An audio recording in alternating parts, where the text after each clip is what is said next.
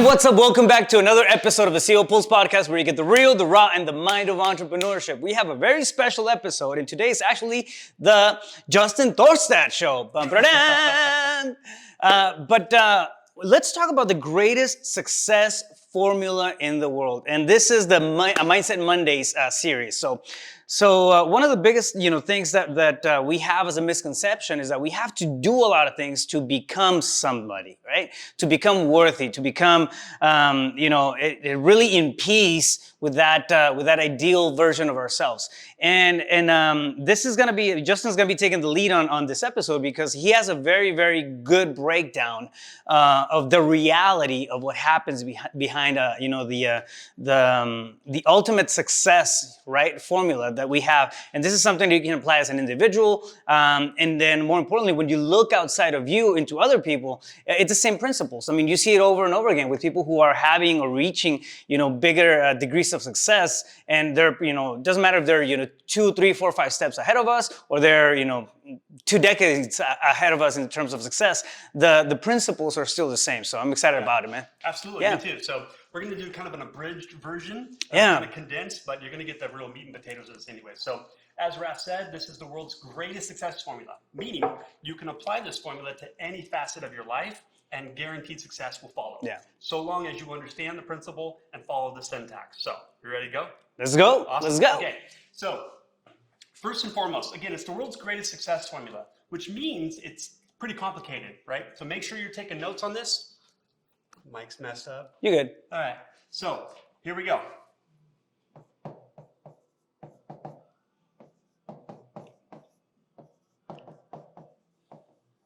There we go. It's the world's greatest success formula. So for those of us who are listening on a podcast and can't see the board, you should definitely check it out on YouTube. But it's number 1 is be, number 2 is do, number 3 is have. A lot of times, or most of the times, we actually have those backwards, right? We get to a point where we feel like we want to have to be somebody else. Yeah. So let's go over what each of these are, and we'll talk about the order and why it's important. So, be, what does that mean to people? Like, because we're called human beings, right? Yeah. Not human doings. So, beingness is nothing more than your thoughts and your feelings. Mm-hmm. So, how you think determines how you feel, and that cycle just repeats, yes? So, we can also say that your thoughts and your feelings really come down to your state of being, yes? But where does that come from? Where does your predominant state of being originate? Like, because you notice, like, we all have a natural temperament, attitude, and there's just a certain energy to individuals. Yeah? Right. Like, you can be around someone and they are uplifting and enthusiastic, or someone that's kind of like a wet blanket energetically. They just suck your energy. Yeah. Like, that person?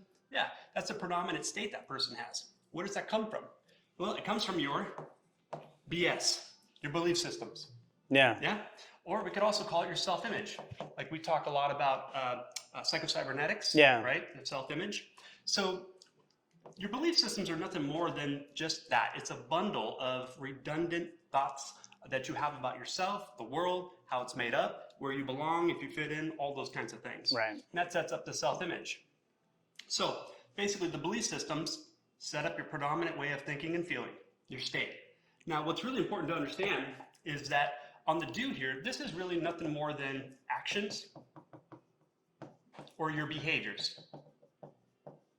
I think those like the habits fall into that kind of stuff, right? Yeah, absolutely. So because it's doing this is not just action, right? Because aren't there behaviors that we all demonstrate at times that's not forward moving, like avoidance, right?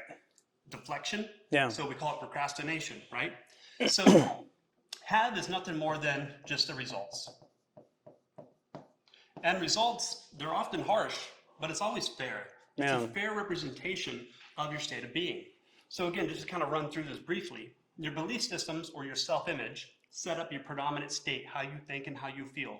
That drives actions or behaviors. And for every action, there's an equal and opposite reaction. That reaction in your reality, we just call a result. Mm-hmm. So basically what we can say then, well, I could just ask you a little bit about your results, and I'll be able to tell you what your belief systems and self-image are. Yeah. Because every result that we have because we have a belief about ourselves that fits that result. So if you want an elevated result, you're going to have to elevate the belief systems. Yeah. Another way we can look at it is this. Oh, you don't have green on here. Come on, man. We actually do. If you really want it, we can do this. Hold on. Oh, that's too technical for me. Anyways. Double. So here's the deal. How you think, how you feel, and how you behave, we call that your personality. And your personality, moment by moment, is creating your personal reality. Mm-hmm. Now, most people want to have a different personal reality, the happiness, the results, but they want to create it from the same personality, and it'll never work. Yeah. You literally have to kill this person off, that version of your personality, in order to have different results. Because you're going to have to create a new belief system that makes the old one obsolete. Because they're not going anywhere. That's the thing about beliefs. Like when you have a belief about yourself, which was instilled when you were a small child, like it doesn't go anywhere. No matter how much work you do, what happens, it's always going to be there. It may become faint and a little more quiet, but when you go for something big, it's going to pop back up. So that's why you got to have a new belief system that makes the old obsolete. Yeah. So one thing to make, I think that it's important to highlight too, is when we talk about results, it's not necessarily good results, right? If you're having shitty results and you have, I don't know, you have scarcity, you have conflict, you have drama, you have all kinds of bad stuff in your life, it's still a result. So it's not, a lot of the times we put the positive connotation on, oh, I got good, I got the results and of my work and everything that I'm putting in. It's the same thing, right? Where we have the results of the stuff of the work that we're putting in, but it doesn't mean that they're going to be by default good results. Whatever we have in our lives, we can change that. Yep. 100%. And I'm glad you brought that up because results could be what we could call positive or negative. Right. Right? Like, have you ever known, let's say, a real estate investor that you coach or something? Like, no matter what, this person just always strikes gold and always hits home runs. Yeah. And people are like, wow, it must be lucky. Well, maybe he's laboring under correct knowledge of the self-image, setting up a state, which drives a behavior that produces desirable result. That's really the key here. And have you ever known somebody, maybe a childhood friend, that no matter what, they're just always in some kind of trouble or like something bad's happening in their life. Yeah, right? And that drama is just like, it gravitates and it's always there. It's constant. It's not my or the victimhood mentality. We always talk about the victimhood mentality, right? But it's part of a belief system. It's a sequence. 100%. Yeah. So it's not an accident, right? Yeah. Okay, so let's talk about how people get this out of order. And I'll use myself as an example. So when I was selling real estate full time, back in 2014, the years leading up to that, man, here's what I did. I thought that if I just go do more than anybody else, I hustle, I grind, I work 7 days a week, and I had a lot of pride in that. Like I worked 90 days straight without a single day off. Yeah. And it was some kind of like badge of honor or something. It was actually quite stupid, but my mode of operating then was, again, do more, bigger, better, different than everybody else, outwork them, then I'll have the results. And then when I get the award, when I have top sales in the office, which I accomplished, I'll be successful. Now, did it work? Yeah, it did. But what did it cost me? Yeah. Well, I was severely overweight, had a bad problem with drinking just to kind of numb out, check out from the day. All other areas of my life were really shitty. Business was great. So from the outside, it's like, oh, wow, he's super successful. But was I? Yeah. No, because I was suffering in all other areas of my life. So some people think, okay, well, when I have the result, like I get that deal, that's a home run, $100,000 wholesale, I have it, yeah. Then I'm going to be more inspired to go do more work, and then I'll be whatever, fill in the blank. What you perceive as missing about you and your life. Yeah. Right? So we can go on and on and on about the modes of mentality people use and how they get this order out of whack. But really, for those of you watching, like, again, if you want bigger, better results, you just got to take a look at how am I thinking and feeling? Like, if I'm just paying attention to me, what am I noticing as far as like a theme that I set up? And what is it I believe about myself in such a way that sets up that state? What if I were to find what that is, and it's not required to identify this? If you just create a new like belief about yourself, an image of who you think you are, what you're capable of, what could be possible in your reality to create, and you just continue to impress that. One thing that always gets me, man, is that we'll put a lot of effort into, I don't know, just seeing what the outcome of a Netflix TV show is going to be, right? And trying to predict that kind of stuff. And I don't know, just things that kind of numb us throughout life. But and this is generally speaking, right? I didn't start, paying attention to this until very late, and into my personal growth, and when I started, reading a lot of books that were just kind of, guiding me and that sort of thing. But it's surprising how blind we can go through life without spending enough time trying to figure out who we want to become. Absolutely. All right. What's the kind of stuff that we're dealing with on a daily basis, and more importantly, what's the kind of stuff that we're allowing, right, in our environment, in our space? Tolerate. Yeah, exactly. We're all magnets, right? And I think the magnet is really our belief system, or that BS, right? That bullshit that we carry around with us. Because magnets work both ways, right? Yeah. They're either super attractive or Yeah. they repulse. They just won't go together. Yeah. Right? Kind of like the two examples of the people we were talking about earlier. Yeah. It's positive or negative. Yeah. Yep. So if you have a positive, a negative victimhood mentality or scarcity mindset, that positivity of wealth and abundance is not gonna click. 100%. Yeah. So you've been with me along my journey, Yeah. starting the brokerage and these other companies and so forth. Yeah. Like fundamentally, what had to shift was me. Yeah. Not people out there. Not wait for the opportunity to come. Yeah.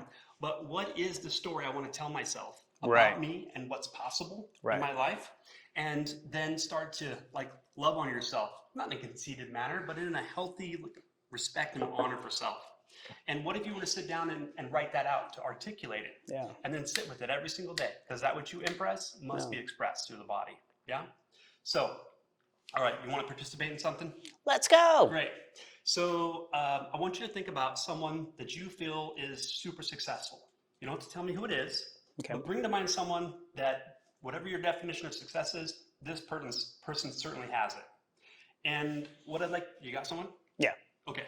So tell me some personality characteristics that person displays that you feel causes them to become successful, and I'll write them down. Driven, clear, giving, very much compassionate and considerate, methodical, I'm not talking about you, are you? real. No, but thank you. Like authentic.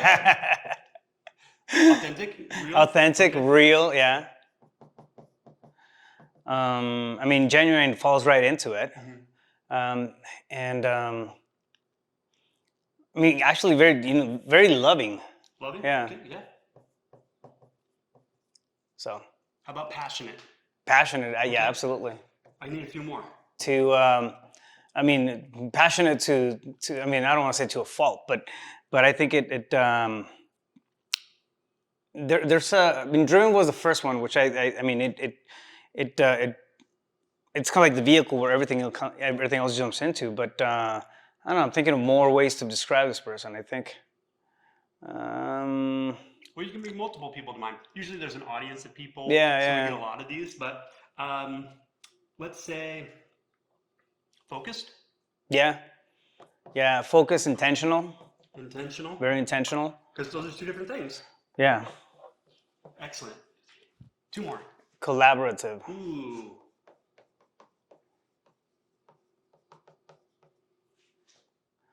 And I would say aware. Self-aware? Self-aware. Yeah. Very self-aware. Great. Yeah. Thank you, sir. Well done. Okay. So part 2 of this, if we go back over the be, do, have model, beingness is the state, how you think and how you feel, which comes from your belief systems. That sets up then the action or behavior you take, which produces the results you have. What I want you to tell me is, when I read off my chicken scratch here, would you say, in your opinion, that it's a beingness, a doingness, or a hat? Okay. Got it? Okay. So collaborative. Beingness. Driven. Beingness. Clear. Beingness. Giving. It's also being. Compassionate. I see where you're going with this. Beingness. Methodical. Beingness. Yeah, some people might say that's a do. Yeah. However, again, what's driving Well, I mean, you have to be behavior? methodical to do the method, to have that, the alignment behind it, I think. 100%. Yeah. So how about real or authentic? Beingness all the way. Loving? Same. Passionate? Yep. Totally. Focused? Yep. Intentional? Yeah. Self-aware? Yep. Absolutely. So now, typically in a crowd, a few people will say some of these are do and be. That's fine. But inevitably, every time I do this in every single crowd for the last 6 years, it's always the most beingness. Yeah. So what you're telling me is the most successful person you can think of, what causes them to be successful is their state of being. Now, why do you go to classes, seek out podcasts, YouTube videos? Why do you go research and study? Most people, because they want to learn how to do more, bigger, better, different. Yeah.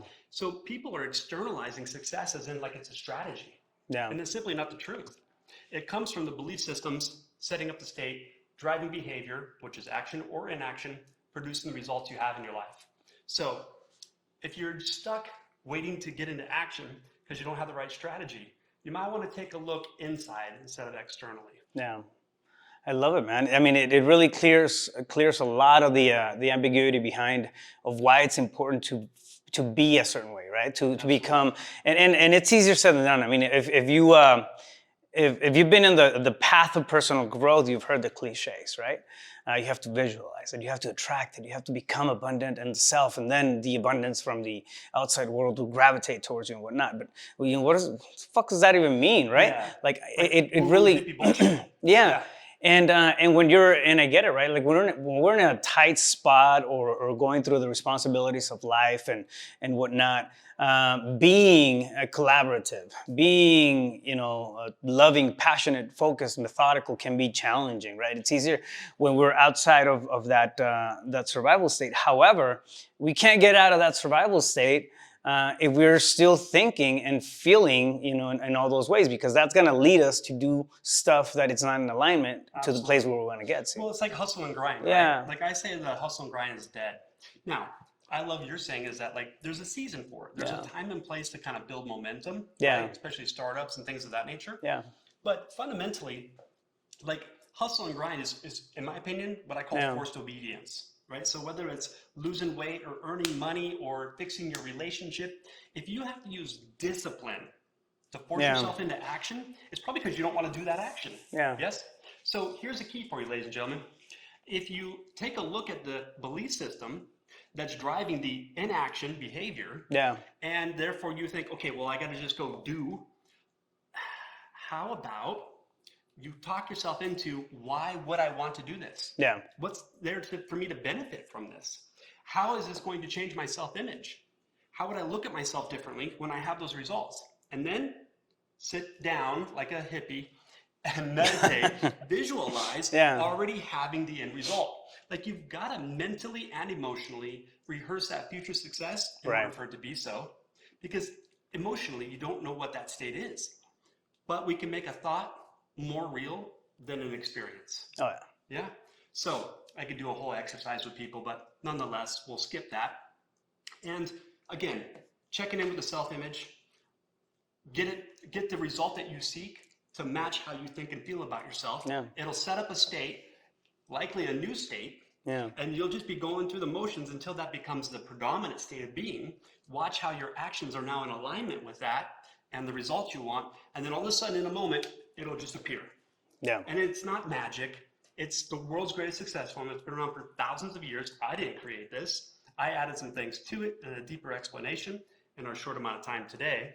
But I will say, everything that I've created in my life that I'm happy, proud of, and not so happy or proud of, has all come through this formula working perfectly. So the key is just, am I aware of myself and how I'm being? Or do I go unconscious and just muddle through with past programs that happen to pop up? Yeah, and the interesting thing is that the more you become that person, right? The more you're being in that state, you start doing things that compound. They start adding up, and then it's not necessarily like you say. It doesn't happen. It's not magic, so it doesn't. I mean, it's not gonna you're not gonna see, I don't know, your Ferrari or whatever you're, envisioning, populate just out of the thin air. However, your compounding actions, because you're holding that space, you are truly becoming that person. They start to manifest. They start to show up. Then what happens? 1 week, 2 weeks, 3 weeks into it, 4 weeks.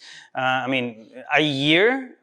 It's a very, very, very, very actually short amount of time, and it's incredible to see the leaps and bounds that you can make in a period of a year, man. I've had coaching student after coaching student that they focus, they come in and they really hone in, they give it their all, to have that shift, that a change in lifestyle, and then they'll like.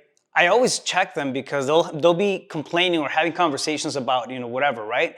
And then having difficulty buying, selling 4 or 5 deals or whatever. Like, you remember that your conversations 6 months ago, or you weren't able to get it exactly. So like coming from that space and traveling through it, sometimes it's easy to just kind of not notice it as we're going through it, because we're becoming that, that person becomes that normal thing, right? So it goes back to the beingness part of it. And so one last point I really want to make about this is, just so we make sure we're on the same page, I'm not talking about like all you need to do is sit on your couch at home, eating a bag of Cheetos and meditate, and all of a sudden things are going to appear. That's not it either. We need action. Like there's a certain amount of action that's going to be required for a reaction to occur. But then those synchronicities and serendipities start to happen. That phone call does come in, and that person's the connector to open the door to where you need to go. And so, again, what I want to leave everyone with is how you think, how you feel, how you behave. That personality is creating your personal reality, moment by moment. So if you want a new personal reality, adjust, shift, adapt the personality to match the result you seek. Mic drop. Love it. Love it. I love that explanation. And I think it really does hit the core of it all, right? Like this is where everything stems from. So absolutely. Justin, thank you so much, bro. Great breakdown. If somebody wants to get a hold of you, where is the best place to find you? JustinThorstad.com, social media on Facebook and Instagram, or myself, 602-348-8534. Bam! And again, do us a favor, subscribe, like, and share. Make sure that you send this out to somebody who you think might benefit from the content that we're putting out there for you guys every single week. And we look forward to watching and checking you out on the next one. Drop a comment. Let us know what thoughts you have on this or any of the previous episodes that we've had on Mindset Monday podcasts.